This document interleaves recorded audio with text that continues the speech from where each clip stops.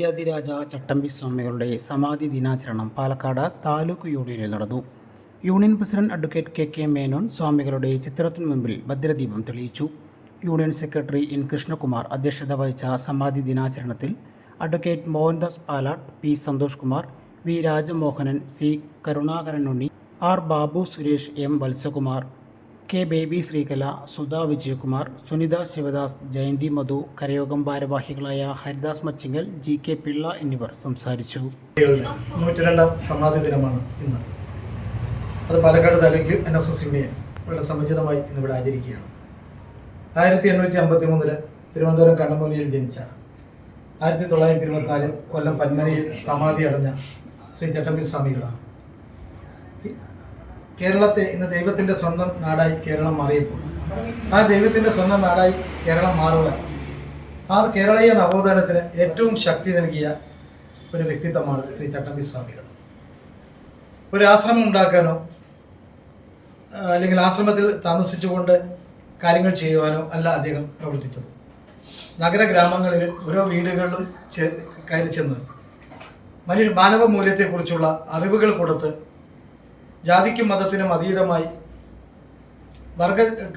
വർഗവർണ്ണ ചിന്തകൾക്ക് അതീതമായി ഒരു സമൂഹത്തെ സൃഷ്ടിക്കാൻ വേണ്ടി ശ്രമിച്ച ശ്രീ ചട്ടമ്പി സ്വാമി തിരുവടികൾ. സർവ്വ ഭാഷകളെക്കുറിച്ചും പരിജ്ഞാനമുള്ള, മനുഷ്യൻ്റെ മാത്രമല്ല മൃഗങ്ങളുടെയും പക്ഷികളും സസ്യജാലങ്ങളും ഒക്കെയായിട്ട് സംസാരിക്കാൻ കഴിവുള്ള അവരുടെ ഭാഷ വശമുണ്ടായിരുന്ന ഒരു വ്യക്തിത്വമായിരുന്നു ശ്രീ ചട്ടമ്പി സ്വാമികൾ. അദ്ദേഹത്തെക്കുറിച്ച് പറയുക, കാവ്യ വസ്ത്രം ധരിക്കാത്ത ഒരു സന്യാസി വര്യൻ എന്നാണ് ചട്ടമ്പി സ്വാമികളെ വിശേഷിപ്പിക്കുക.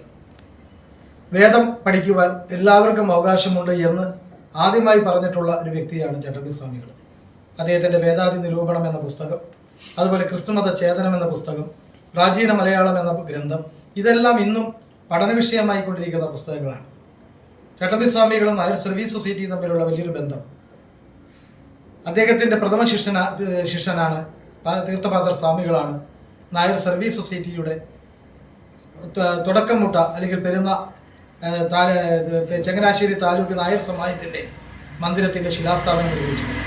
ആ ശിലാസ്ഥാപനം നിർവഹിക്കുന്ന ഘട്ടത്തിൽ അദ്ദേഹം പറഞ്ഞു, ഇതുകൊണ്ടൊന്നും നിൽക്കില്ല, ഇത് കേരളമെമ്പാടും ഈ നാടെമ്പാടും നിറഞ്ഞു നിൽക്കുന്ന ഒരു സംഘടനയായും ഇതിന് തൊട്ടടുത്തുള്ള പ്രദേശങ്ങളൊക്കെ ഈ സംഘടനയുടെ സഹോദര സ്ഥാപനങ്ങളാൽ നിറയപ്പെടും എന്ന ഒരു പ്രവചനം നടത്തിയിട്ടുണ്ട് ചട്ടമ്പി സ്വാമികളുടെ പ്രഥമ ശിഷ്യൻ.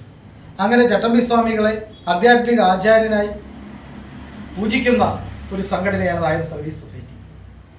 ചട്ടമ്പി സ്വാമികൾ ശ്രീനാരായണ ഗുരുവും തമ്മിലുള്ള ബന്ധം പലപ്പോഴും തർക്കത്തിന് ഇടയായിട്ടുണ്ടെങ്കിലും ശിഷ്യനെന്നും സമശീർഷനെന്നുമൊക്കെ സമകാലികനെന്നൊക്കെ പറയുമെങ്കിലും ചട്ടമ്പി സ്വാമികൾ മരിച്ചപ്പോൾ അല്ലെങ്കിൽ സമാധി അടഞ്ഞപ്പോൾ എൻ്റെ ഗുരുനാഥൻ എന്ന് പറഞ്ഞുകൊണ്ടാണ് ഒരു ശ്ലോകം ശ്രീനാരായണ ഗുരുദേവൻ രചിച്ചത്. അങ്ങനെ കേരളത്തിലെ നവോത്ഥാനത്തിന് ഏറ്റവും ശക്തമായി നേതൃത്വം കൊടുത്ത, ആശ്രമങ്ങൾ രൂപീകരിക്കാതെ സന്യാസ പ്രവർത്തനം നടത്തിയ ശ്രീ ചട്ടമ്പി സ്വാമികൾ ഇന്നും നമുക്കൊരു ശക്തിയായി, നമുക്കൊരു ഊർജമായി ഈ സമൂഹത്തിൽ നിറഞ്ഞു നിൽക്കുകയാണ്.